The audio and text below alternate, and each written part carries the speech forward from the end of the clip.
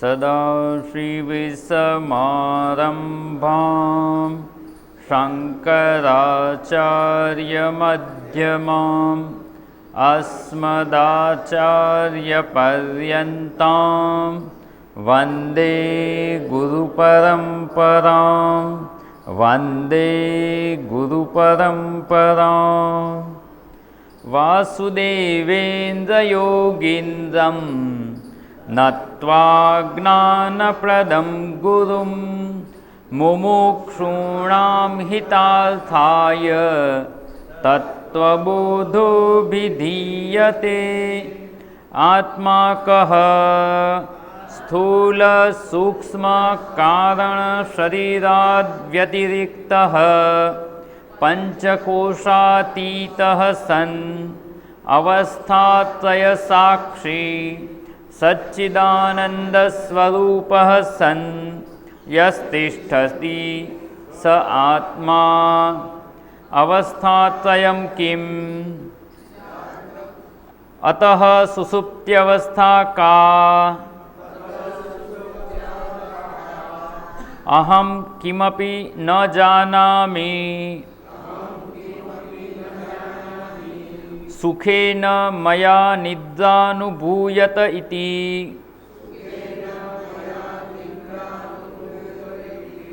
સુષુપ્ત્યવસ્થા કારણ શરીરાભિમાની આત્મા પ્રાજ્ઞ ઇત્યુચ્યતે. અવસ્થાત્રયમ કિમ, ત્રણ અવસ્થા કઈ છે? કેમ તો કે એ અનાત્મા છે, એને જાણી અને એ અવસ્થા અને એ અવસ્થાનો અભિમાની જે છે તે હું નથી એ સમજવાનું છે. એટલે એને સમજવાનો પ્રયત્ન કરી રહ્યા છીએ. ભ્રાંતિમાં આ ત્રણ અવસ્થા મારી છે અને ત્રણ અવસ્થાનો અનુભવ કરનાર હું છું એવું માની લીધું છે અને એટલા માટે આપણે અહીંયા ત્રણ અવસ્થાને જ સમજવાની છે. એનો અભિમાની કોણ છે એને સમજવાનું છે અને એ હું નથી એ આપણે સમજ પ્રાપ્ત કરવાની છે, એમાં સ્થિતિ પ્રાપ્ત કરવાની છે. તો અહીંયા અવસ્થાત્રય સાક્ષી, ત્રણ અવસ્થાનો સાક્ષી. તો ત્રણ અવસ્થા કઈ? તો કે જાગ્રત, સ્વપ્ન અને સુષુપ્તિ. એમાં જાગ્રત વિશે આપણે વિચારણા જોઈ ગયા.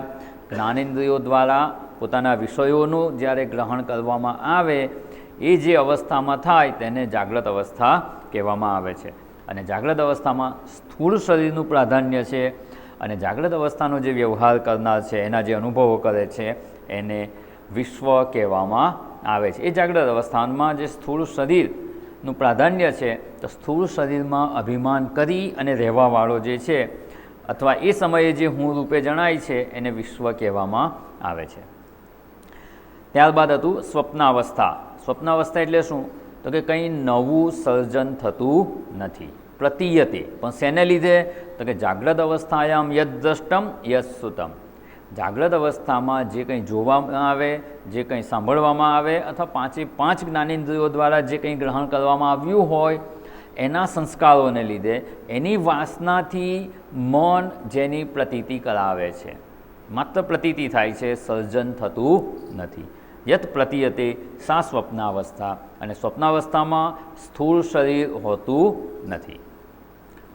સ્થૂળ શરીર નથી તો શું હોય છે? તો કે સૂક્ષ્મ શરીર કે મન જ ત્યાં મુખ્ય છે, એટલે એને સૂક્ષ્મ શરીરની અવસ્થા કહેવામાં આવે છે. અને એ સૂક્ષ્મ શરીરની અવસ્થામાં જે વાસના છે એની સાથે તાદાત્મ્ય કરે છે અને જે મન છે એની સાથે પણ તાદાત્મ્ય થાય છે.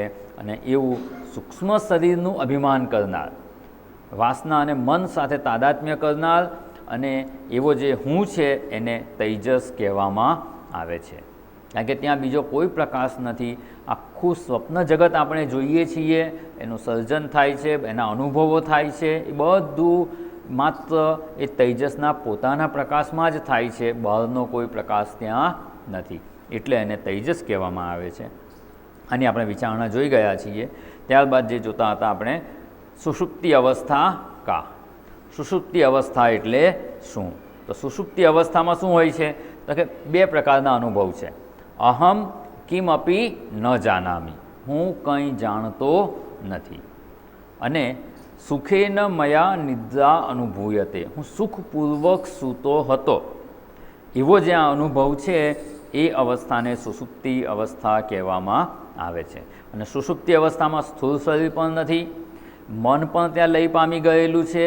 શરીર, ઇન્દ્રિયો, મન, બુદ્ધિ બધાનો લય થઈ ગયો છે. અને ગયા વર્ગમાં આપણે જોયું હતું કે પેન ડાઉન સ્ટ્રાઇક હોય ને એવું, આમાંથી કોઈ કશું કામ કરતા નથી. અને એવી જે લયની અવસ્થા છે એટલે મન પણ એના કારણમાં લય પામી ગયું છે. એટલે મનની કારણ અવસ્થા છે, ત્યાં સ્થૂળ શરીર પણ નથી, સૂક્ષ્મ શરીર પણ નથી. એટલે એને કારણ શરીરની અવસ્થા કહેવામાં આવે છે. અને એ કારણ શરીરની અવસ્થા છે એટલે એ કારણ શરીરમાં એ સમયે એની સાથે જે લય પામેલા મન સાથે જેનું તાદાત્મ્ય છે એને કારણ શરીરાભિમાની આત્મા પ્રાજ્ઞ ઇતિ ઉચ્યતે, એને પ્રાજ્ઞ કહેવામાં આવે છે. હવે આમાં જે વિચારણા છે આપણે જોઈશું. હું કંઈ જાણતો નથી એટલે શું શું નથી જાણતો. સુખેન મયા નિદ્રા અનુભૂયતે એવો જે અનુભવ છે એનો અર્થ શું, એને સમજવાનો પ્રયત્ન કરવાનો છે. અને આ કારણ શરીરનો અભિમાની જે પ્રાજ્ઞ છે એને પ્રાજ્ઞ નામ કેમ આવ્યું?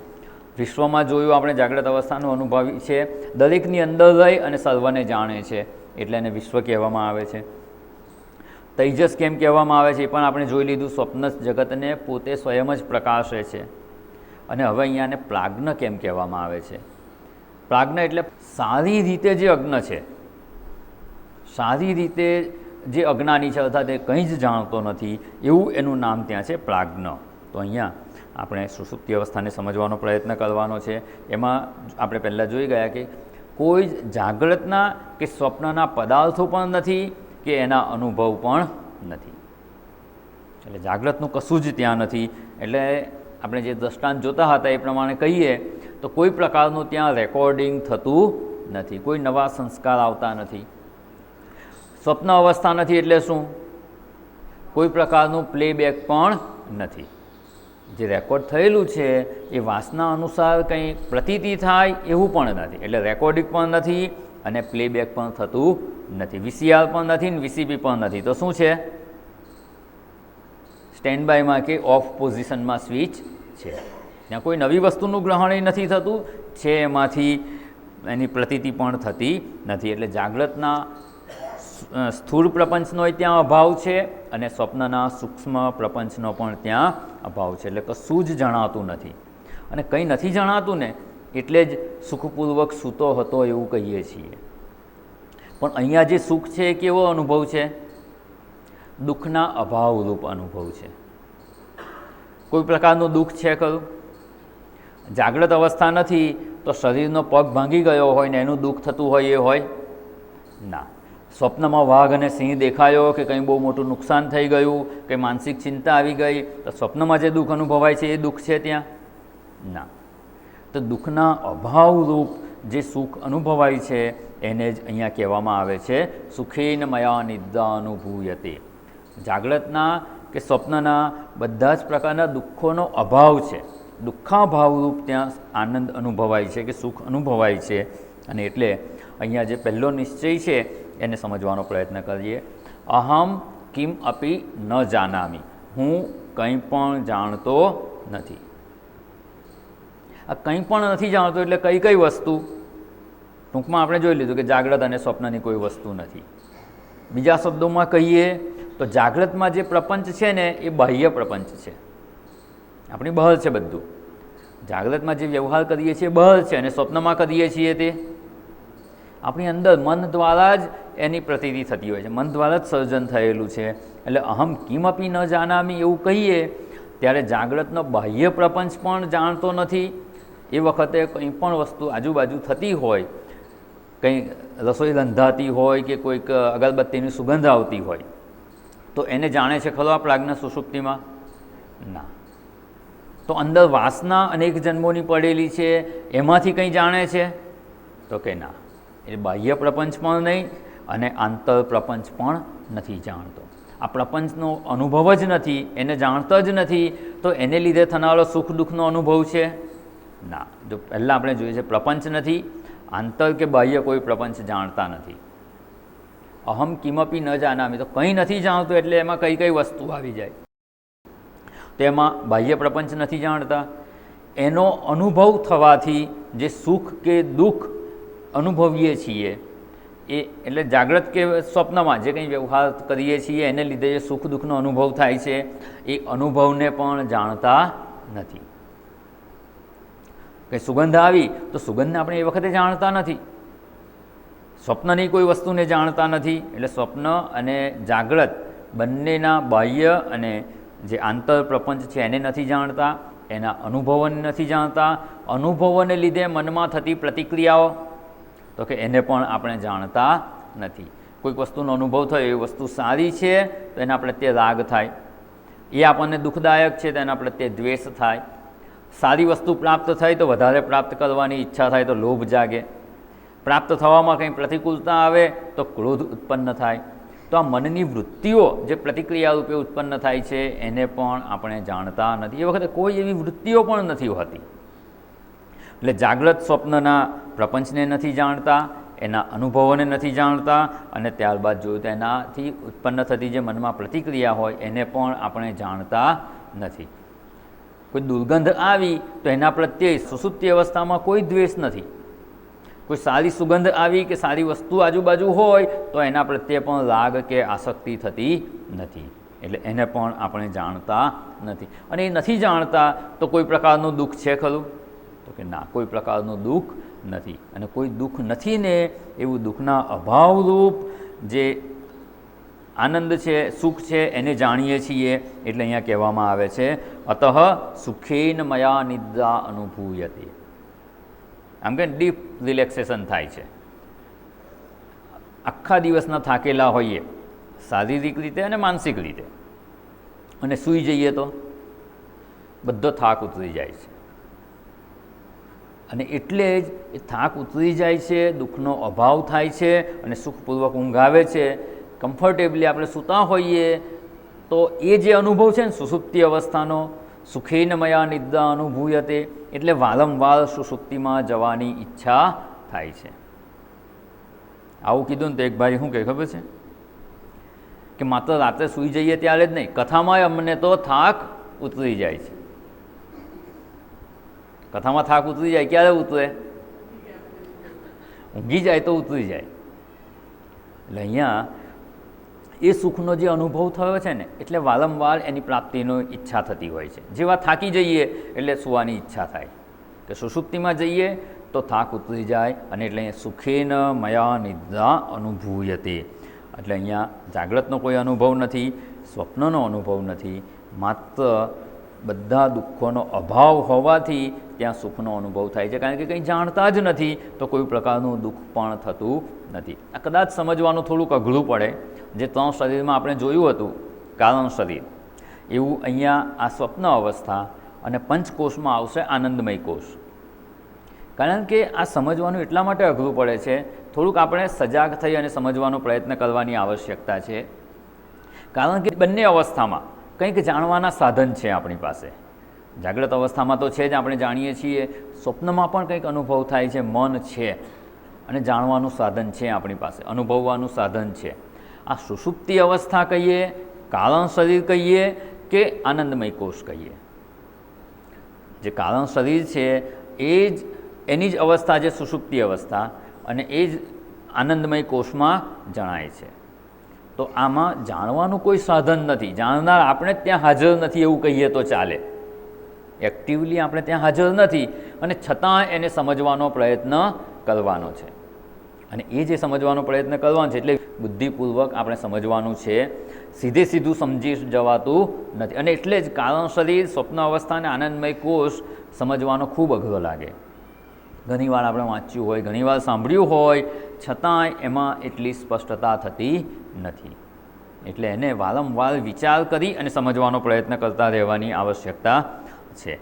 એટલે અહીંયા જે કારણ શરીર એની અવસ્થા એટલે સુષુપ્તિ અવસ્થા એનો આપણે વિચાર કરી રહ્યા છીએ. અને એટલે જ એ વખતે અનુભવ કરનાર કોઈ નથી ને, એટલે આપણે એવું નથી કહી શકતા. અત્યારે એવું કહે તો વર્તમાન કાળનું ક્રિયાપદનો ઉપયોગ આપણે કરી શકીએ. અત્યારે હું શ્રવણ કરું છું એવું કહી શકીએ કે નહીં? અત્યારે હું બોલું છું, આ કયું વાક્ય કહેવાય? વર્તમાન કાળનું ક્રિયાપદ છે, આમ કરું છું અત્યારે. એવું આ સ્વપ્ન અવસ્થાના અનુભવ વિશે વર્તમાન કાળનું કોઈ ક્રિયાપદ વાપરી શકાય ખરું? હું અત્યારે સુખપૂર્વક સૂતો છું. ના, એવું કહી શકાય નહીં. કારણ કે જે અનુભવ કરનાર, જે જ્ઞાન પ્રાપ્ત કરનાર છે એ મન પણ ત્યાં હાજર જ નથી, એ લઈ પામેલું છે. તો એ વખતે કહી શકાય નહીં કે હું સુખપૂર્વક સૂતો છું. ધારો કે કોઈ એવું કહે તો હા, એ સૂતો જ નથી ખરેખર. એ સૂતો હોય તો કહી જ ના શકે કે હું સૂતો છું. હા, સૂઈને ઉઠ્યા પછી કહી શકાય કે હું સુખપૂર્વક સૂતો હતો. એટલે કહે ને કે ઓલવેઝ પાસ્ટ ટેન્સમાં વાક્ય વપરાતું હોય તો કયું વપરાય? સુષુપ્તિના અનુભવનું જ વાક્ય એવું છે કે જે હંમેશા ભૂતકાળમાં વપરાય. પાસ્ટ ટેન્સ જ એમાં વપરાય કે હું સુખેથી સૂતો હતો. એને વર્તમાન કાળમાં ક્યારેય કહી શકાય નહીં. એટલે અહીંયા પણ કહ્યું છે સુખેન મયા નિદ્રા અનુભૂયતે. મેં સુખપૂર્વક નિદ્રાનો અનુભવ કર્યો હતો, અથવા નિદ્રામાં મેં સુખનો અનુભવ કર્યો હતો. એટલે ભૂતકાળનું વાક્ય છે, એને વર્તમાન કાળમાં કહી શકાય નહીં. તો અહીંયા અનુભવ શું છે? કંઈ જાણતો નથી એટલે અજ્ઞાન અવસ્થાનો અનુભવ છે. કંઈ જાણતો નથી એવું સવારે કહીએ છીએ. કંઈ નથી જાણતો એવું તો ખબર છે ને. સવારે તો એવી ખબર પડે છે ને કે રાત્રે મેં કંઈ જાણ્યું નથી, એટલે એક અજ્ઞાનનો અનુભવ છે. અને સુખપૂર્વક સૂતો હતો એટલે સુખનો પણ અનુભવ છે. પણ અનુભવ કાળે આપણને ખબર નથી, અનુભવ કાળે નથી જાણતા. તો સવારે કેવી રીતે ખબર પડે છે? જો ધીરે ધીરે વિચારણામાં આપણે એવી રીતે આગળ વધીએ છીએ, અત્યારે કહી દઉં, પાછળ એની વિસ્તારપૂર્વક વિચારણા જોઈશું. એ વિચારણાને દૃઢ કરવાની છે. પણ કઈ વિચારણા આપણે સમજવાની છે ને, એને ખાલી યાદ કરી લઈએ ફરીથી. કે જાગ્રત અવસ્થામાં મેં જાગ્રતના બાહ્ય પ્રપંચનો અનુભવ કર્યો હતો. તો એ અનુભવ કરનાર જે છે એ વિશ્વ છે.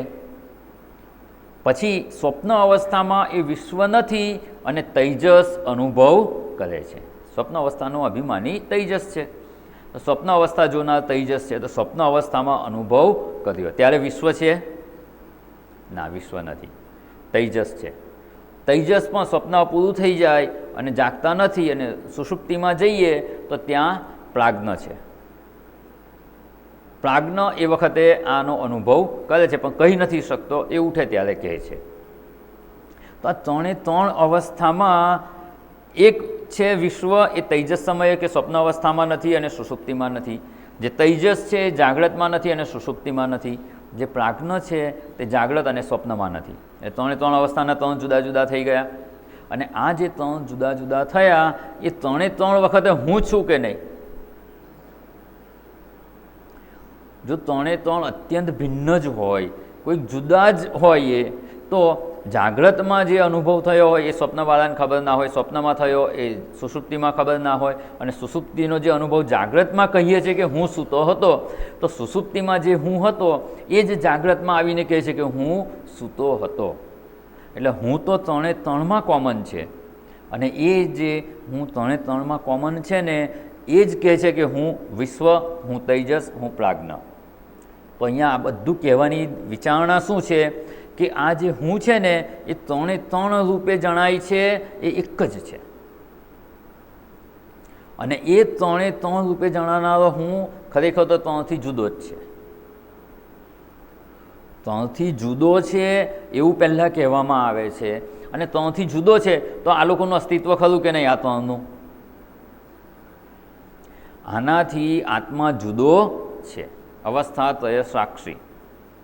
જો વેદાંતની મુખ્ય વિચારણા છે આ, એને આપણે સમજવાનો પ્રયત્ન કરવાનો છે, એને આત્મસાત કરવાનો પ્રયત્ન કરવાનો છે કે જે વિશ્વ, તૈજસ અને પ્રાજ્ઞ એનાથી જુદો, એવું કહી દે અવસ્થા ત્રય સાક્ષી.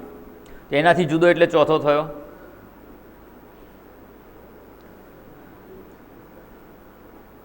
આનાથી જુદો તો એટલું કહી દીધું, એનાથી જુદો કહીએ અને જો એ ચોથો હોય, કહેવા માટે બરાબર ચોથો, પણ જો ખરેખર એ ચોથો હોય તો આ ત્રણ પણ સત્ય થઈ જાય ને. પણ આ ત્રણ સત્ય નથી અને મિથ્યા છે. અને મિથ્યા છે એટલે જે પેલો જેને ચોથો કહ્યો ને એ જ ત્રણ રૂપે જણાય છે. એટલે અહીંયા શાસ્ત્રની વિચારણામાં આ ત્રણને જુદા જણાવી કે આ વિશ્વ આવો છે, તૈજસ આવો છે, પ્રાજ્ઞ આવો છે, એવું જણાવી દીધું અને એનાથી આત્મા જુદો છે. અવસ્થા તય સાક્ષી, આ ત્રણે ત્રણનો સાક્ષી છે. અને પછી સમજવાનું એ છે કે એ જે સાક્ષી જુદો કહ્યો ને એ જ આ ત્રણે ત્રણ રૂપે છે.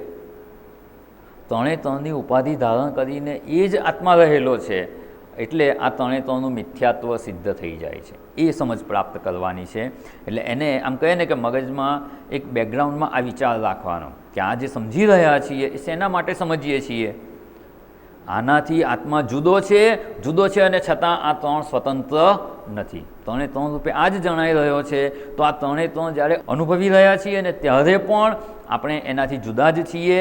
આ તો મિથ્યા માત્ર છે, એનું સ્વતંત્ર અસ્તિત્વ નથી.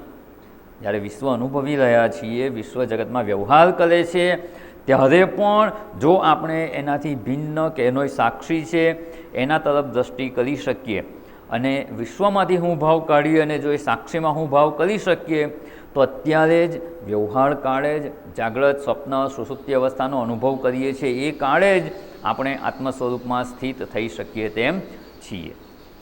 એનું મિથ્યાત્વ જાણી શકીએ તેમ છીએ. આ મૂળ વેદાંતની વિચારણા છે. એ સમજાવવા માટે આખા ગ્રંથમાં આ પ્રક્રિયા જણાવી રહ્યા છે.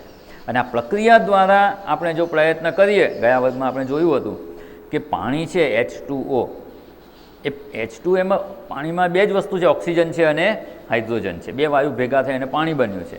પણ હવે એમાંથી બે વાયુને જુદા કરવા હોય તો અહીંયા બેઠા બેઠા આપણે એમાંથી આ જુદા ના કરી શકીએ. એને લેબોરેટરીમાં જઈ વિશેષ પ્રક્રિયા કરીએ તો બંનેને જુદા જાણી શકીએ, બંનેને જુદા કરી પણ શકીએ અને બંનેને ભેગા પણ કરી અને પાણી બનાવી શકીએ. તો અહીંયા આ જે અનાત્મા અને આત્મા બે ભેગા થઈ ગયા છે ને એને પ્રક્રિયા દ્વારા જુદા કરીને જાણવાના છે અને જે આત્મા છે એ મારું સાચું સ્વરૂપ છે એમાં આપણે સ્થિત થવાનું છે. એટલે આખી વિચાર પ્રક્રિયા છે. એટલે એક જાતની કહીએ ને તો પેલી સાયન્સની લેબોરેટરી હોય, આ સ્પિરિચ્યુઅલ લેબોરેટરી છે.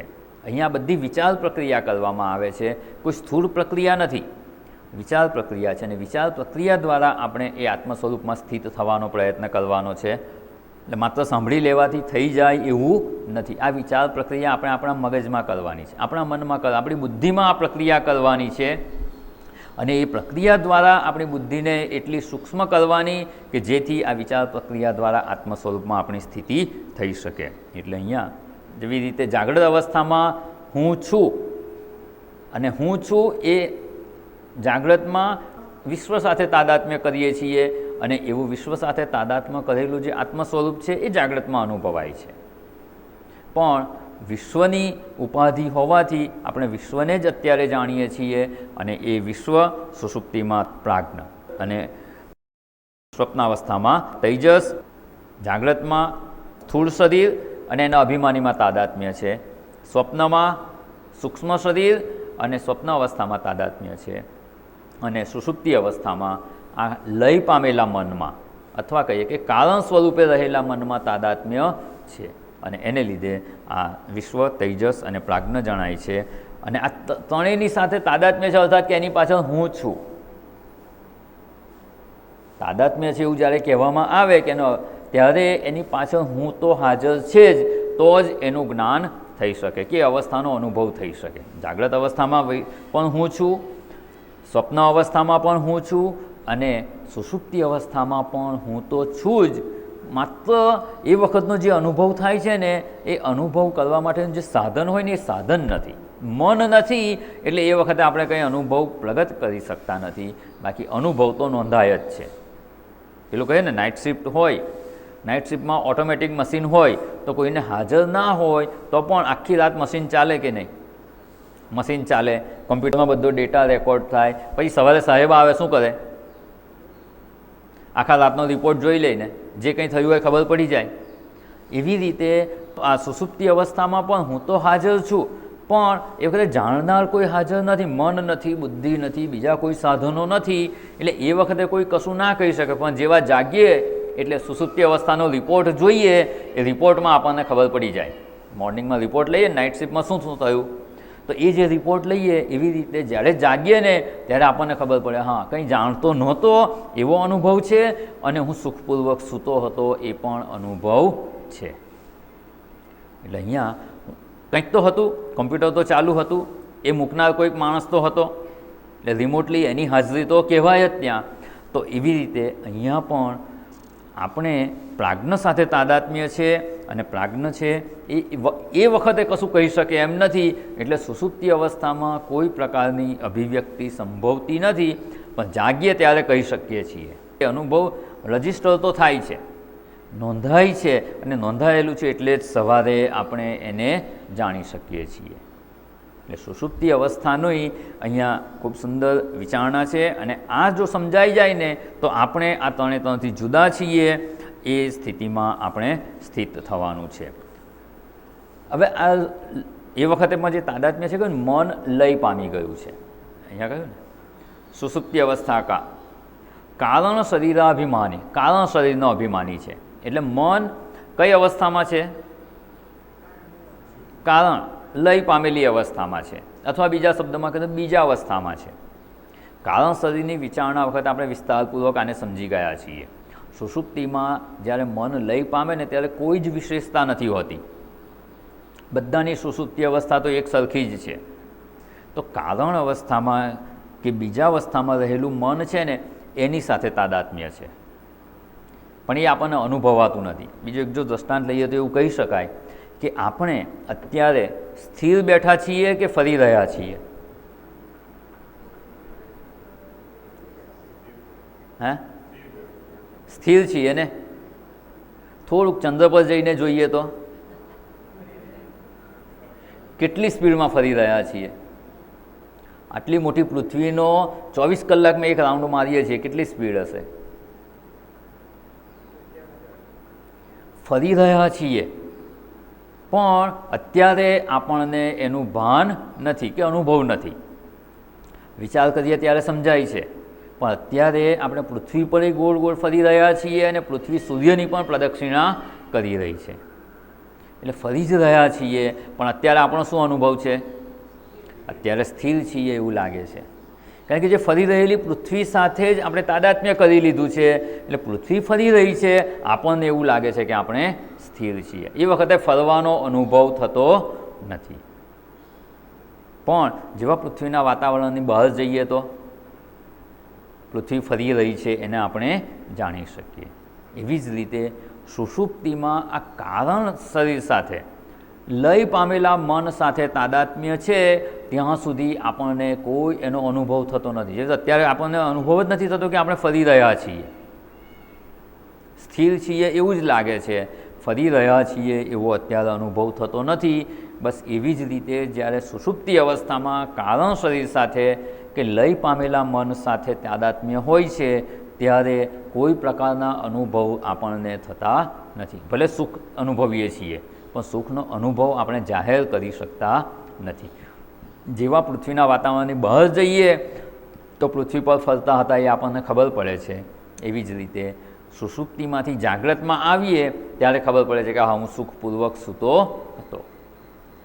એવી રીતે અહીંયા આને આપણે સમજવાનો પ્રયત્ન કરી રહ્યા છીએ કે સુષુપ્તિ અવસ્થામાં જે અનુભવ થાય છે, અનુભવ નોંધાય છે ચોક્કસ, અને એ પણ મારી હાજરી તો છે જ. બંને વસ્તુ, અનુભવ નોંધાય પણ છે અને હું પણ ત્યાં હાજર છું. જો આપણે હાજર જ ના હોઈએ તો સુખપૂર્વક સૂતો હતો એવું આપણે કહી જ ના શકીએ. એટલે હું હાજર પણ હોઉં છું, હું હાજર ના હોઉં તો અનુભવ નોંધાવો પણ સંભવ નથી. એટલે આ કારણ શરીર કે મનની કારણ અવસ્થા છે એની સાથે જે તાદાત્મ્ય કરનાર હું છે એને પ્રાજ્ઞ કહેવામાં આવે છે.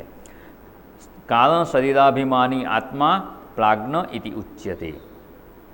એટલે પ્રાજ્ઞ એટલે પ્રકર્ષેણ અજ્ઞ, ખૂબ સારી રીતે અજ્ઞ છે, કંઈ જ નથી જાણતો. કંઈ જ નથી જાણતો એમાં આપણે જોયું, સ્થૂળ શરીરને નથી જાણતો, સ્થૂળ શરીરની અવસ્થા જે જાગ્રત અવસ્થા છે એને નથી જાણતો, સ્થૂળ શરીરના અનુભવો છે એને નથી જાણતો, જાગ્રત અવસ્થામાં થયેલા અનુભવોને લીધે મનમાં ઉત્પન્ન થતી વૃત્તિઓ એને પણ નથી જાણતો. કશું છે જ નહીં ત્યાં, એ કશાને જાણતો નથી. એ તો સૂક્ષ્મ પ્રપંચને પણ જાણતો નથી. એનાથી આગળ પોતાના વિશે પણ કંઈ જાણતો નથી. પોતાને જાણે છે એ વખતે ના, હું પ્રાજ્ઞ છું એવું પણ નથી જાણતો, અને હું આત્મા છું એવું પણ નથી જાણતો. પ્રકર્ષેણ અગ્ન કહ્યું છે ને. પ્રકર્ષણ એટલે ખૂબ સારી રીતે. ખૂબ સારી રીતે એટલે કેવી રીતે?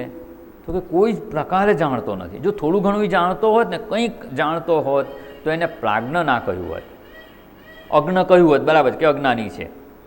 પણ પ્રકર્ષેણ અગ્ન કહ્યું એટલે ખૂબ સારી રીતે એ અગ્ન છે, એટલે કોઈ પ્રકારનું એને જ્ઞાન નથી. પોતાના સત્ય સ્વરૂપનું જ્ઞાન નથી કે કોઈ મિથ્યા વસ્તુનું કે વિપરીત જ્ઞાન પણ નથી. સત્ય જ્ઞાન નથી, હું આત્મ સ્વરૂપ છું એવું જ્ઞાન તો નથી જ ત્યાં. જો એવું જ્ઞાન થઈ જાય ને, કહેવાય છે તો એવું કે માણસ સૂઈ જાય ને ત્યારે આત્મ સ્વરૂપને જ પ્રાપ્ત થાય છે. કે સૂઈ ગયેલો માણસ હોય ને એ બ્રહ્મ સ્વરૂપને પ્રાપ્ત થયેલો છે, એટલે એને ઉઠાડવો ના જોઈએ. બ્રહ્મ સ્વરૂપમાંથી કોઈને પાછા લાવવા એ કંઈ સારું કહેવાય? જે બ્રહ્મ સ્વરૂપમાં સ્થિત છે ત્યાંથી સંસારમાં લાવીએ છીએ. જાગ્રતમાં આવે એટલે પોતાના સ્વરૂપની આમ કહીએ ને કે સાચું જ્ઞાન તો છે જ નહીં. એટલે જીવો જાગશે એટલે દેહાભિમાનવાળો જ જાગવાનો છે. દેહાભિમાનવાળો જ જાગશે એટલે સંસારી થઈને જ જાગે છે. તો એને બ્રહ્મ સ્વરૂપને પ્રાપ્ત થયેલો છે ત્યાંથી પાછો ક્યાં લાવીએ છીએ? સંસારમાં લાવીએ છીએ. તો વાસ્તવમાં તો એ બ્રહ્મ સ્વરૂપ કે આત્મ સ્વરૂપને જ જાણે છે એ વખતે, પણ એ બ્રહ્મ સ્વરૂપ છે એવું જાણતો નથી, કારણ કે એ વખતે અજ્ઞાનની વૃત્તિ પણ ત્યાં છે. અજ્ઞાનથી આવૃત્ત આત્મ સ્વરૂપને કે બ્રહ્મ સ્વરૂપને જાણે છે. અજ્ઞાનથી ઢંકાયેલું આત્મ સ્વરૂપ જાણે છે એટલે પુનઃ જાગે ત્યારે પાછો દેહાભિમાની થઈ જાય છે. જો અજ્ઞાનની વૃત્તિ વગરના આત્મ સ્વરૂપને જાણે તો મુક્ત થઈ જાય. અને એ સુષુપ્તિ અવસ્થામાં સંભવ નથી. નહીં તો સુષુપ્તિમાં બધા જ્ઞાની જ થઈ જાય. સૂઈ જાય એટલે શું થઈ જાય? જ્ઞાન થઈ ગયું. કોઈ વિપરીત જ્ઞાન નથી. હું શરીર, ઇન્દ્રિયો, મન, બુદ્ધિ એવું વિપરીત જ્ઞાન છે જ નહીં. પણ સાથે સાથે સત્ય જ્ઞાન પણ નથી, એટલે એને પ્રાજ્ઞ કહ્યું. માત્ર વિપરીત જ્ઞાન નથી તો આત્મ સ્વરૂપનું જ્ઞાન થઈ જવું જોઈએ. પણ વિપરીત જ્ઞાન નથી અને સાચું જ્ઞાન પણ નથી, અજ્ઞાનની વૃત્તિ છે ત્યાં, એટલે એને એ વખતે જ્ઞાન સંભવતું નથી. જ્ઞાન ક્યારે સંભવે? શ્રવણજન્ય જ્ઞાન છે, શ્રવણથી થાય. અને શ્રવણ કરવા માટે શું જોઈએ? જાગ્રત અવસ્થા જોઈએ, શ્રવણેન્દ્રિય જોઈએ, શ્રવણેન્દ્રિયનો ગોલક જોઈએ. આ બધું હોય અને શ્રવણની પ્રક્રિયા થાય તો જ્ઞાન પ્રાપ્ત થાય. અને એ રીતે સત્ય જ્ઞાન જો પ્રાપ્ત થયું હોય અને એમાં સ્થિતિ થઈ જાય અને વિપરીત જ્ઞાન દૂર થઈ ગયું તો આત્મ સ્વરૂપમાં સ્થિતિ થાય. અહીંયા સુષુપ્તિ અવસ્થામાં શું થાય છે?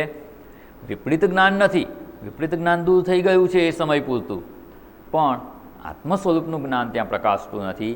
એ અજ્ઞાન દ્વારા આવૃત્ત રહેલું છે. અને અજ્ઞાનથી આવૃત્ત છે એટલે પુનઃ જ્યારે જાગે, જાગ્રત અવસ્થામાં આવે ત્યારે અજ્ઞાનનું આવરણ હોવાને લીધે પોતાને દેહ, ઇન્દ્રિયો, મન, બુદ્ધિ માની દેહાભિમાન ધારણ કરી અને જાગ્રત અવસ્થાના વ્યવહાર કરે છે. એટલે હવે અહીંયા આજે આપણે જોયું વિશ્વ, તૈજસ અને પ્રાજ્ઞ. આ ત્રણે ત્રણ પણ કેવા થઈ ગયા? હવે જાગ્રત અવસ્થામાં વિશ્વ છે એ સ્વપ્ન અને સુષુપ્તિમાં નથી. ત્રણે ત્રણ અવસ્થામાં જે છે વિશ્વ છે, બીજી અવસ્થામાં તૈજસ છે અને પ્રાજ્ઞ છે, એક બીજી અવસ્થામાં જઈ શકે તેમ નથી. વિશ્વ છે એ જાગ્રત અવસ્થામાં છે, સુષુપ્તિમાં કે સ્વપ્નમાં જઈ શકે તેમ નથી. એનો અર્થ શું થયો? જે ત્રણેય કાળે ના હોય એ સત્ય હોઈ શકે નહીં. જાગ્રત અવસ્થાનો વ્યવહાર કરનાર છે એ વિશ્વ સત્ય નથી. સત્ય હોય તો ત્રણેય કાળે રહેવું જોઈએ.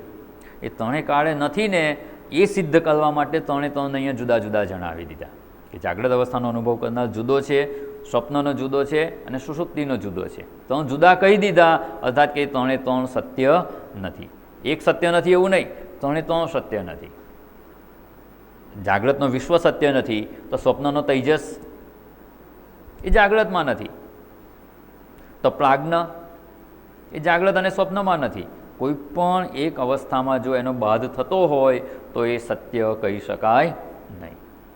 અને એટલે અહીંયા આ ત્રણે ત્રણને જુદા કહી દીધા એટલે એનાથી સિદ્ધ થઈ ગયું કે આ ત્રણે ત્રણ મિથ્યા છે અને એનો જે સાક્ષી છે તે હું છું. અને આ ત્રણે ત્રણનો સાક્ષી છે એ તો હું જ છું, એ જ સત્ય આત્મ સ્વરૂપ છે. અને બાકી આ ત્રણે ત્રણ એ આત્મા જ ત્રણ રૂપે જણાય છે. એ આપણે હમણાં જોયું વિચારણા, એ સાલ પર આપણે પહોંચવાનું છે. એ આત્મસાત કરવાની છે વિચારણા, કે ત્રણે ત્રણનો જે સાક્ષી છે, હવે આગળ સમજ, એ ત્રણે ત્રણનો જે સાક્ષી છે ને એ જ આ ત્રણ રૂપે જણાય છે. આ ત્રણ કોઈ બીજી ભિન્ન વસ્તુ છે જ નહીં. અને એ સમજવા માટે કહીએ ને કે એક વ્યક્તિ છે એ જ્યારે એના પિતા સામે હોય તો એ શું કહેવાશે? પુત્ર કહેવાશે. એનો પુત્ર સામે હોય તો પિતા કહેવાશે, અને પત્ની સામે હોય તો પતિ કહેવાશે. તો પિતા, પુત્ર અને પતિ તરીકે આ ત્રણ છે. એકની સામે આવે ત્યારે શું કહેવાશે? પતિ છે. એકની સામે આવે તો પુત્ર છે, અને એકની સામે આવે તો પિતા છે. તો શું ખરેખર આ ત્રણે ત્રણ સત્ય છે ખરા? એ પુત્ર છે, એના પિતા સામે છે તો પુત્ર છે, પણ જ્યારે એનો પુત્ર સામે આવે ત્યારે પુત્ર કહેવાશે? ના, ત્યારે એ કહેવાતો નથી. એટલે થોડાક સમય માટે છે, અમુક સમય પૂરતો એ પિતા છે, અમુક સમય પૂરતો એ પુત્ર છે, અમુક સમય પૂરતો એ પતિ છે. અને આ ત્રણે ત્રણ રૂપે છે કોણ? જે મૂળ છે તો વ્યક્તિ છે. એ પિતા, પુત્ર કે એના કોઈ રૂપે કંઈ 24 કલાકે કાયમ માટે નથી. એ રૂપે એ જન્મેલો નથી. એ જન્મ છે એક બાળક તરીકે, એક વ્યક્તિ તરીકે જ જન્મેલ છે. અને એ જે હું છે, આ જ્યારે સંબંધ કોઈક સામે આવે ત્યારે એ રૂપે એ જણાય છે. એટલે મૂળ તો એ વ્યક્તિ જ છે. એક જ વ્યક્તિ પિતા તરીકે, પુત્ર તરીકે, પતિ તરીકે જણાય છે. અને જ્યારે આ ત્રણમાંથી કોઈ પણ સામે ના હોય તો વ્યક્તિ તો છે જ, ત્યારે એ પિતા પણ નથી, પુત્ર પણ નથી અને પતિ પણ નથી, અને છતાં વ્યક્તિ છે. અને એ જે વ્યક્તિ છે, અને આ ત્રણે ત્રણ હોય ત્યારે છે કે નહીં? એ જ વ્યક્તિ છે. માત્ર સામે કોણ છે એને લીધે આપણે એને ખાલી નામ જુદું આપી દીધું છે કે અત્યારે એના પિતા સામે છે એટલે એ પુત્ર છે. વ્યક્તિ તો એની એ જ છે, એમાં કોઈ ફેરફાર નથી થતો, એને કોઈ ફેર નથી પડતો સામે કોણ છે. વ્યક્તિ તો એનું એ જ છે. બસ એવી રીતે એ આત્મતત્વ સતચિત આનંદ સ્વરૂપ છે. એ જ વાસ્તવમાં મારું સ્વરૂપ છે. પણ જાગ્રત અવસ્થા જ્યારે આવે તો એ જ આત્મતત્વ, જે તે દ્રષ્ટાંતમાં જોયું, એ જ વ્યક્તિ પુત્ર તરીકે કહેવાય છે. એનો વ્યવહાર કેવો હશે? પુત્ર તરીકેનો વ્યવહાર હશે. એના અનુભવો કેવા હશે? પુત્ર તરીકેના અનુભવો હશે. પણ એ વખતે પોતાને પુત્ર જ માને છે. પણ જો સમજી જાય કે હું તો એક મનુષ્ય તરીકે એક વ્યક્તિ છું, તો એ પુત્ર તરીકેનું પાત્ર ભજવવા છતાં પણ એ વ્યક્તિ તરીકે પોતાને જાણી અને એ જ્ઞાનમાં સ્થિત થઈ શકે તેમ છે. એટલે આ સમજ જો એ વખતે નિત્ય એની રહે તો એ વ્યક્તિ તરીકે સ્થિત છે. ભલે પુત્ર તરીકેનો વ્યવહાર કરે, પતિ તરીકેનો વ્યવહાર કરે, પણ પોતાને વ્યક્તિ તરીકે જાણી લે તો ત્રણે ત્રણ સમયે, ત્રણે ત્રણ અવસ્થામાં એ વ્યક્તિ તો એની એ જ છે. તો જે પિતા તરીકે, પુત્ર તરીકે કે પતિ તરીકે જણાય છે એ કોણ છે? માત્ર થોડાક સમય પૂરતું ધારણ કરેલી ઉપાધિ છે. એ સત્ય નથી. બસ એ સમજવાનું અહીંયા છે. અને એ સમજાવવા માટે અહીંયા આપણે વિચારણા જણાવી છે કે જે ત્રણે ત્રણ અવસ્થાનો અનુભવ કરનાર છે એ આત્મા હું છું. હું જ છું જે જાગ્રતનો અનુભવ કરે છે. પણ જ્યારે માત્ર જાગ્રત અવસ્થા છે ત્યારે હું વિશ્વ તરીકે કહેવાઉં છું. અને દરેકના વિશ્વ એક જ છે. દરેકમાં કોઈ પણ વ્યક્તિ હોય એ જાગ્રત અવસ્થામાં જ્યારે અભિમાન કરે ત્યારે શું કહેવાશે? હું કોણ છું? હું વિશ્વ. એની અંદર જે છે, જે હું રૂપે છે એ વિશ્વ જ કહેવાશે. એટલે જ્યારે જાગ્રત અવસ્થામાં પણ હુંનો વિચાર કરીએ ને, કે જાગ્રત અવસ્થાનો અનુભવ કરનાર છે કોણ? ત્યારે વિશ્વ છે. ત્યારે એને જો વિશ્વ તરીકે પણ જાણી લઈએ ને તો પણ બીજા બધા ઉપાધિના ભેદ જતા રહે છે. જાગ્રત અવસ્થામાં હું છું, હું પોતાને વિશ્વરૂપે જાણું છું, એટલી પણ જો સમજ આવે ને તો બીજા બધા ભેદ છે કે હું રમેશ છું, હું મહેશ છું, હું છગન છું, એ કેવા છે? બાળકનો જન્મ થાય ત્યારે રમેશ, મહેશ, પરેશ એ નામ હોય છે? ના. જન્મ સમયે જે જાગ્રત અવસ્થા છે ત્યારે વિશ્વ છે. આ ઉપાધિ પણ ત્યાર પછી, નામ પણ પછી આપવામાં આવે. છઠ્ઠી હોય, છઠ્ઠે દિવસે નામ આપવામાં આવે. તો 1 થી 5 દિવસ શું? વિશ્વ તો છે જ. બસ એવી રીતે આ જાગ્રત અવસ્થાનો જે અભિમાની છે એ વિશ્વ પણ હું નથી, તો એ વિશ્વને જે ઉપાધિ આપવામાં આવે છે, પછી એને આગળ કહેવાનું કે હું સ્ત્રી છું, હું પુરુષ છું, હું પિતા છું, હું માતા છું, હું વેપારી છું, હું આ છું, હું તે છું, જે કંઈ ઉપાધિ ધારણ કરીએ છીએ એ સત્ય હોઈ શકે ખરી? જો હવે આપણે આ સુષુપ્તિ અવસ્થાની વિચારણા બાદ આપણે જીવનમાં આ વિચારણા કેવી રીતે ઉપયોગી થાય એને સમજવાનો પ્રયત્ન કરી રહ્યા છીએ. જે કહે ને, દરેકમાં આપણે નિધિધ્યાસનના મુદ્દા શોધી રહ્યા હતા. દરેક અવસ્થામાં ત્રણે શરીરની વિચારણા કરી એમાં પણ જોયા હતા. નિધિધ્યાસન કરવું એટલે કંઈક જે કહીએ ને કે સ્ટીરિયોટાઇપ વાક્યો બોલી જવા, એ નિધિધ્યાસન નથી. હા, શરૂઆતમાં આપણે સરળતાથી કરી શકીએ એના માટે બરાબર છે. બાકી નિધિધ્યાસનમાં હું તો કહું છું કે રોજ નવા વાક્યો હોવા જોઈએ. જેમ જેમ આપણી સમજનો વિકાસ થતો જાય એ પ્રમાણે નવી નવી સમજપૂર્વક શાસ્ત્રની વિચારણાને આત્મસાત કરવાનો પ્રયત્ન કરવાનો, સજાતીય વિચાર કરવાનો અને વિજાતીય વિચાર આવે એનો તિરસ્કાર કરવાનો. સજાતીય પ્રવાહશ્ચ વિજાતીય તિરસ્કૃતિ. તો અહીંયા આપણે આ જે સુષુપ્તિ અવસ્થા કે 3 અવસ્થાનો જે અત્યારે વિચાર કરી રહ્યા છીએ એના પરથી જો આપણે આ આત્મ સ્વરૂપમાં સ્થિત થવાનો પ્રયત્ન કરતા હોઈએ તો કેવા વિચાર કરવા જોઈએ? જો જાગ્રત અવસ્થા, સ્વપ્ન અવસ્થા અને સુષુપ્તિ અવસ્થાના જે અભિમાની છે વિશ્વ, તૈજસ અને પ્રાજ્ઞ, એ પણ જો મારું સાચું સ્વરૂપ નથી, એ પણ મિથ્યા છે, તો એને આધારે એને લીધે જણાતી બીજી બધી ઉપાધિ છે એ મારી કેવી રીતે હોઈ શકે?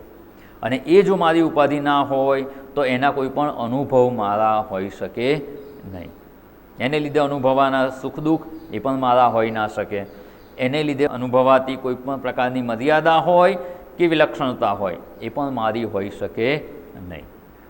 જો વિશ્વ જ હું નથી તો વિશ્વની ઉપર આરોપિત સ્ત્રી છું, પુરુષ છું, પિતા છું, માતા છું, આવી કોઈ પણ ઉપાધિ હોય, કોઈ વ્યવહારિક ઉપાધિ હોય, કોઈ સંસ્થામાં કોઈ આપણી પોસ્ટ હોય, કોઈ નોકરી કરતા હોઈએ ત્યાં કંઈક આપણી ઉપાધિ હોય, સામાજિક કંઈક ઉપાધિ હોય, એ પણ મારી હોઈ શકે નહીં. હા, એને ગ્રહણ કરીએ, આપણા કર્તવ્ય કર્મો કરવાના હોય, ચોક્કસ સારામાં સારી રીતે કરીએ.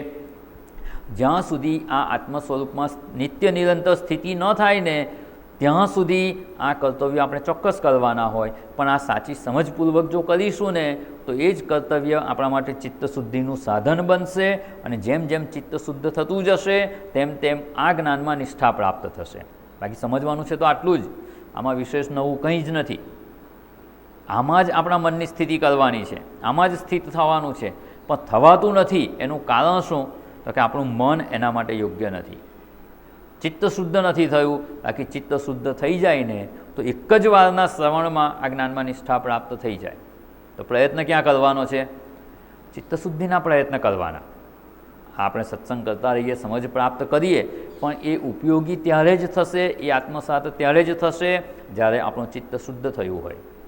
એટલે આ સમજ છે, આનો વિચાર કરીએ છીએ, પણ સાથે સાથે જ્યારે વ્યવહારમાં હોઈએ, કંઈ પણ વ્યવહાર કરતા હોઈએ તો આપણી ભલે ઉપાધિ મિથ્યા છે, ઉપાધિમાં જ્યાં સુધી હું ભાવ છે એમાંથી પૂરેપૂરો હું ભાવ આપણે કાઢી શકતા નથી કે એમાંથી આપણો હું ભાવ નીકળી શક્યો નથી, ત્યાં સુધી એ ઉપાધિને અનુરૂપ કર્તવ્ય કર્મો કર્મયોગની સમજપૂર્વક થવા જ જોઈએ. અને જેવું આપણે કર્મયોગની સમજપૂર્વક કર્મો કરી અને મનને શુદ્ધ કરીશું તો જે ક્ષણે મન શુદ્ધ થઈ ગયું તરત જ આ જ્ઞાનમાં નિષ્ઠા પ્રાપ્ત થઈ જશે. અરીસાની સામે આપણે ઊભા હોઈએ અને આપણું પ્રતિબિંબ સ્પષ્ટ ન જણાતું હોય તો કરવાનું શું? અરીસો જ સાફ કરવાનો. જે ક્ષણે અરીસો સાફ થઈ ગયો અને પછી સામે ઊભા રહીને પછી શું કરવાનું? પછી કંઈ જ નથી કરવાનું. ઊભા રહીશું એટલે પ્રતિબિંબ જણાશે જ. નથી જણાતું તો અરીસો સાફ કરવાનો. કારણ કે જોવા માટે તો આપણે સામે ઊભા છીએ એટલે આપણું બિંબ તો છે જ, અરીસો છે સામે, પણ પ્રતિબિંબ નથી જણાતું તો અરીસો સાફ કરવાનો. જેવો અરીસો સાફ થઈ જશે એટલે તરત જ આપણા મુખનું પ્રતિબિંબ અરીસામાં જણાશે. એટલે શાસ્ત્રે તો આ કહી દીધું, આમાં કોઈ નવી વાત નથી. ઉપનિષદ ભણીએ, બ્રહ્મસૂત્ર ભણીએ, પ્રકરણ ગ્રંથ ભણીએ, વાત તો આ જ ભણવાની છે. આ 3 અવસ્થાથી જે મુક્ત છે, 3 અવસ્થાનો સાક્ષી છે, 5 કોષનો થી જે પર છે અને 3 શરીરનો જે 3 શરીરથી પર છે એનાથી ભિન્ન છે, એ આત્મ સ્વરૂપ છે, એ સતચિત આનંદ સ્વરૂપ છે. જે આત્મા કહ રોજ આપણે પાઠ કરીએ છીએ દરેક વર્ગની પહેલાં, એ એટલા માટે જ કરી રહ્યા છીએ. આખો ગ્રંથ એનો જ વિસ્તાર છે. આ ગ્રંથ નહીં, કોઈ પણ શાસ્ત્ર લઈએ, અનાત્મા શું છે, આત્મા શું છે, અનાત્મા કઈ કઈ વસ્તુ છે, હું એનાથી ભિન્ન, એનો સાક્ષી સતચિત આનંદ સ્વરૂપ છું, બસ આ જ્ઞાન પ્રાપ્ત કરવાનું છે. પણ એ જ્ઞાનમાં સ્પષ્ટતા નથી આવતી, એ આત્મસાત નથી થતું, કારણ કે આપણું મન શુદ્ધ નથી. કારણ કે એને સત્ય રૂપે માનીએ છીએ, ઉપાધિને સત્ય માનીએ છીએ, ત્યાં સુધી પણ સ્થિત નહીં થઈ શકાય. એને મિથ્યા માનીએ છીએ અને પછી પ્રયત્ન છોડી દઈએ છીએ, ચિત્તશુદ્ધિનો પ્રયત્ન છે એ છોડી દઈએ તો એ પણ ના ચાલે. એટલે આ જ્ઞાન પણ પ્રાપ્ત કરીએ છીએ તે પણ કરવાનું, અને સાથે સાથે ચિત્તશુદ્ધિનોય પ્રયત્ન હોય. એટલે અહીંયા થોડી વિચારણા જોઈ કે વિશ્વ તેજસ અને પ્રાજ્ઞ રૂપે જે જણાઈ રહ્યો છે એ હું જ છું, અને જ્યારે જાગ્રત અવસ્થામાં વિશ્વની ઉપાધિ ધારણ કરું છું, એ વિશ્વ પણ જો ઉપાધિ છે તો મિથ્યા છે. તો આમ કહીએ ને તો આ પ્રાઇમરી ઉપાધિ કહેવાય. અને એ ઉપાધિ ધારણ કર્યા પછી બીજી ઉપાધિ આવે, જે વ્યવહારમાં ઉપાધિ ધારણ કરીએ છીએ, જે હમણાં જોયું, સ્ત્રી, પુરુષ, પતિ, પિતા, પુત્ર કે નોકરી કરતા હોઈએ, જ્યાં હોઈએ, આ બધી ઉપાધિ સેકન્ડરી. સૌથી પહેલાં ઉપાધિ કઈ ધારણ કરવી પડે? આ બધું થાય ક્યારે? આ વ્યવહારિક ઉપાધિ ક્યારે આવે? હું વિશ્વ છું માનીએ પછી જ આ બધું આવે ને. પહેલાં દેહાભિમાન ધારણ થાય, દેહાભિમાન ધારણ કરીએ એટલે પોતાને વિશ્વ માની લીધું. દેહાભિમાન ધારણ કરીએ પછી આ બધી ઉપાધિ આવે છે. એટલે સમજવા માટે કહેવું હોય તો એવું કહી શકાય કે આ પ્રાઇમરી ઉપાધિ છે, અને પેલી છે કઈ છે? સેકન્ડરી ઉપાધિ છે. જો પ્રાઇમરી ઉપાધિ છે એ જ હું ન હોઉં તો સેકન્ડરી ઉપાધિ મારી ન હોઈ શકે.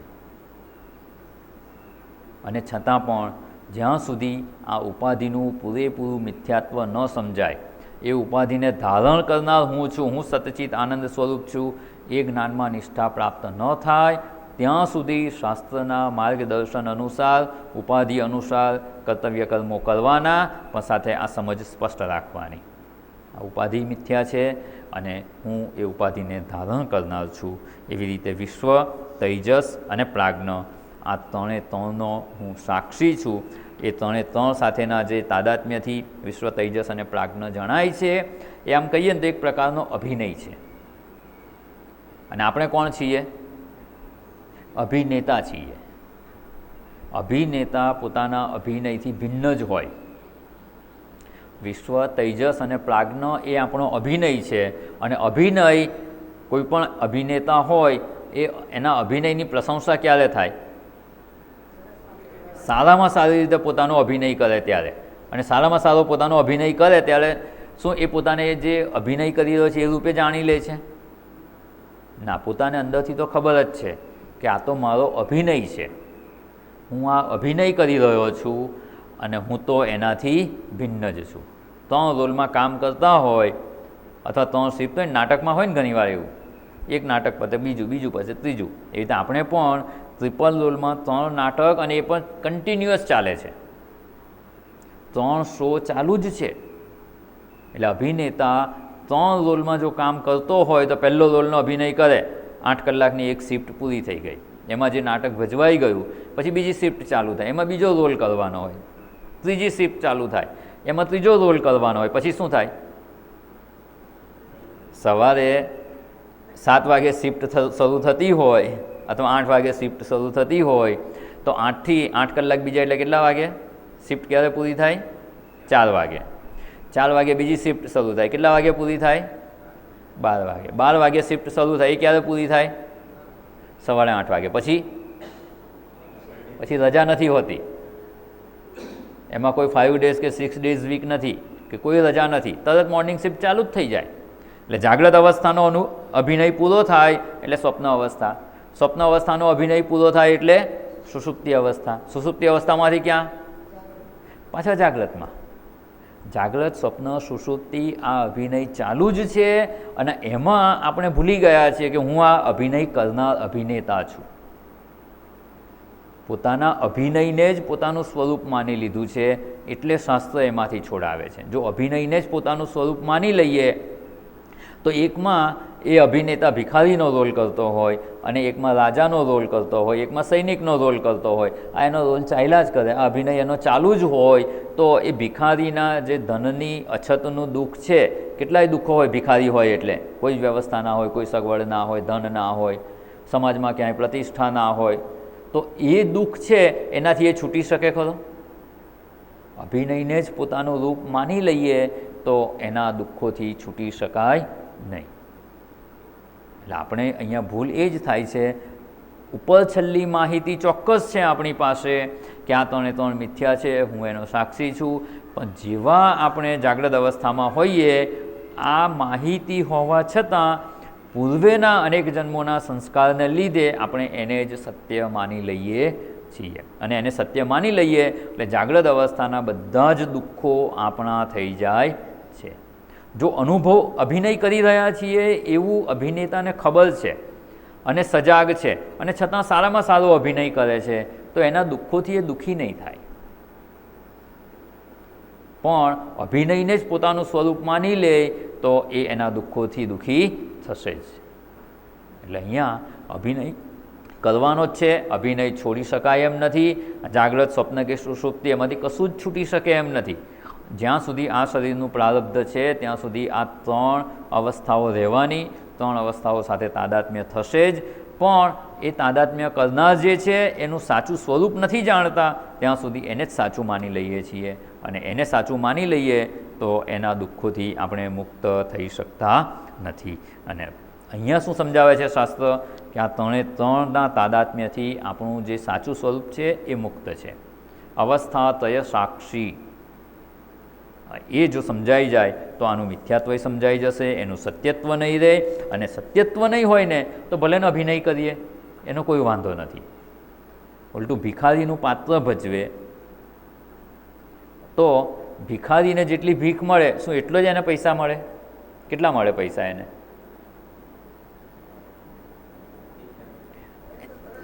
હા, એને તો ઘણા પૈસા મળે. અભિનેતાને તો લાખો રૂપિયા, કરોડો રૂપિયા મળતા હોય, પાત્ર શેનું ભજવે છે? હા, એટલે ભિખારીનું જે મળે છે એ એને મળતું નથી કંઈ, એને તો એના અભિનયનો ચાર્જ મળે છે જે કંઈ એને ધન પ્રાપ્ત થાય છે.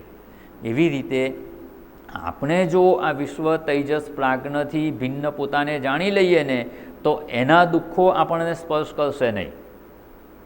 અભિનેતા પોતાને ભિખારી જ માની લે તો એને જે ભીખ મળી એટલું જ એનું થશે, અને પોતાને અભિનેતા માને તો એને અભિનયની જે કિંમત મળવાની હોય એ મળશે. એવી રીતે આપણે જો આ અભિનયને વિશ્વ તૈજસ પ્રાજ્ઞને જ આપણું પોતાનું સ્વરૂપ માની લઈશું તો જે અભિનય કરી રહ્યા છીએ એને જે મળવાનું છે એ જ મળશે, એના જ સુખ દુઃખ આપણને પ્રાપ્ત થશે, એની જ મર્યાદાઓ આપણી મર્યાદા થઈ જશે. અને એ અભિનેતા હું છું એવું માની લઈએ તો હું વિશ્વ તૈજસ પ્રાજ્ઞનો સાક્ષી છું, સતચિત આનંદ સ્વરૂપ છું, તો એ આનંદ સ્વરૂપની પ્રાપ્તિ થશે.